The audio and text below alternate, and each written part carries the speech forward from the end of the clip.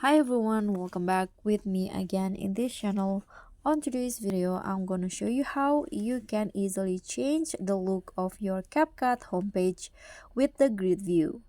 So, as you guys can see here on my CapCut homepage, currently the view is list like this, and I want to change my project views as grid.